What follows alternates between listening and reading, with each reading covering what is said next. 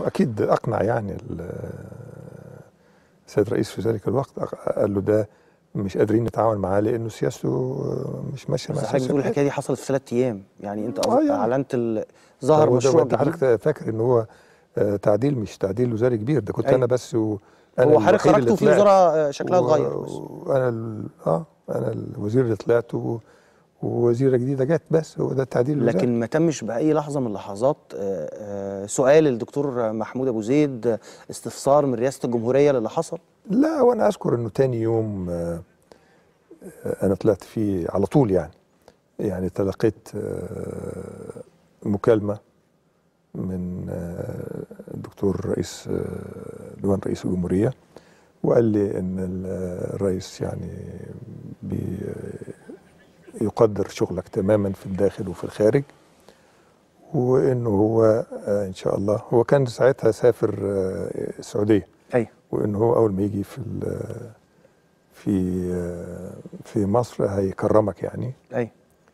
ويمكن حضرتك تذكر ان البيان اللي طلع في القرار بتاع التعديل قالوا انه فلان طلع بناء على طلبه لاسباب صحيه.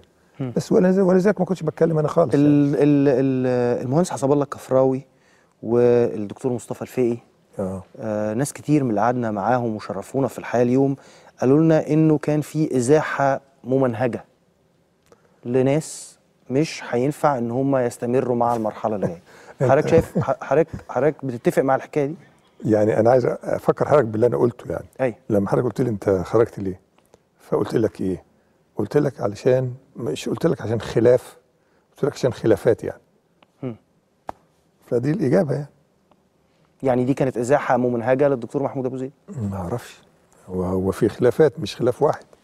انما طبعا اللي يجيب على السؤال ده اللي نفذ يعني الخطه دي والبرنامج ده. كان في بعض الامور فيها خلافات يعني. ايه اكتر حاجه كانت ازعجت حضرتك في الايام الاخيره؟ اللي هي لما مشيت يعني؟ قبل ما تمشي. لا، هو كذا حاجه طبعا يعني. ايه اكثرهم ازعاجا؟ هو اكثرهم ازعاجا كان موضوع السياسه بتاعت تطوير الري دي، لان احنا قضينا فيها من 75 واحنا بنعمل تجارب، وعملنا خطه، وعملنا سياسه عرضناها على مجلس الوزراء، بس ومجلس الوزراء وافق عليها. كان من الواضح انه برغم كل الجهد ده وبرغم هذه السياسه انه التيار اقوى من الدكتور محمود ابو زيد؟ اكيد. يعني محمود ابو زيد ده وزير، يعني وزير واحد في وزاره وفي دوله يعني. طبعا يعني كنا عايزين نفهم ايه اللي حصل، بس بعد الفاصل عايز اعرف من حضرتك ايه اللي المفروض يحصل في افريقيا في الايام اللي جايه. بعد الفاصل في الحياه اليوم، هل من الممكن